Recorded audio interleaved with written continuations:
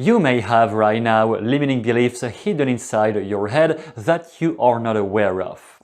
And that is the problem. If you are a coach and you try to deal with the limiting beliefs of a client, just realize that they may be so out of touch with what is happening inside their head that when you start touching on that, when you start pointing out that there is this belief they are not taking care of and that is holding them stuck, they may get confrontational, they may be emotional, and some coaches have trouble to not be into the confrontation, or they will try to avoid the confrontation forever. But at some point, if you never tell your clients clearly what is going wrong, they may just never change. However, there is a way to handle that confrontation very fast and enter into a phase where the client will reevaluate his beliefs very smoothly, very easily, without any more aggressiveness.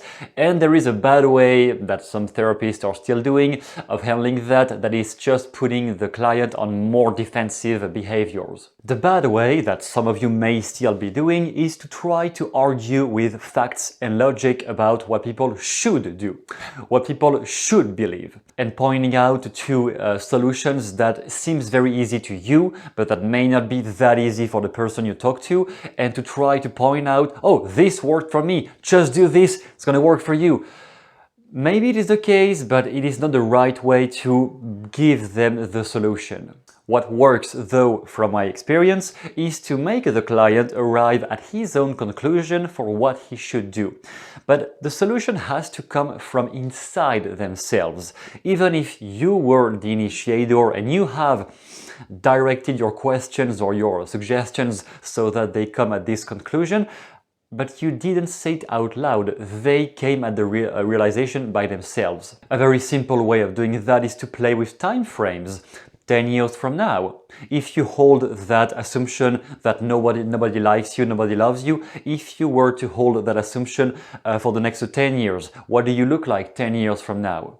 And on the opposite, if from now you believe that everyone loves you, 10 years from now, what do you look like? I'm not saying clearly that you are fucked up because you have this limiting belief and that is completely full of shit and you should change your mind. That is what I think, but I don't say it like this.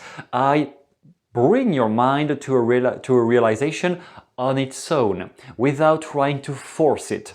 And I am flexible. If that idea of time frames doesn't give you any insight, I will move on to something else. That is the whole idea. I bring your mind to a solution without forcing it either. And I am willing to change the solution, to adapt it, if I notice that the first idea I have in mind is not really compelling to you. When a new belief comes from inside the head of the client, they don't resist it. If they perceive that you are trying to force something inside their head, of installing a new belief from yours into their head, in most cases there's going to be resistance and there's going to be arguments and they will refute, yes, but not like this, because in my case, you're gonna waste like 3 hours of endless talking for nothing. Whereas if you just lead their mind indirectly without forcing, they will arrive at the conclusion by themselves and probably not even need any more details, because they will figure out all the details by themselves. And that is the recipe of the new method you can find down below, called the new Belief-Change Accelerator, because it is all about accelerating how fast their mind can change, in my opinion. The reason I put so much emphasis on accelerating the change is because even when you are the strongest, cleverest therapist in the world, you will encounter clients that are really a pain in the ass to handle, because they are highly emotional, because they have a type of personality you were never exposed to, or they have a type of problem you have never really worked or dealt with. Even with that, you can handle it, but therefore they may be a trickier client. So my whole perspective has always been on how much can we remove from belief change as well as anything else, how much can we remove from those techniques so that you go at the essential right away.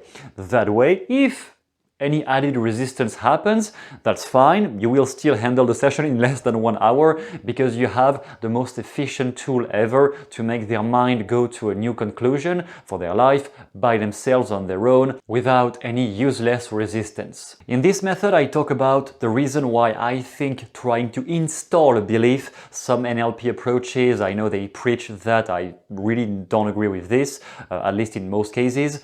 I don't think it is a good idea to install a new belief from your own. I think the best idea is to go back at the roots of where the belief comes from your client, and noticing what conception, how did they link that cause to this belief? Because any belief has a cause behind it, something happened and then you started to believe this or that. But why do they still attach this meaning to that cause?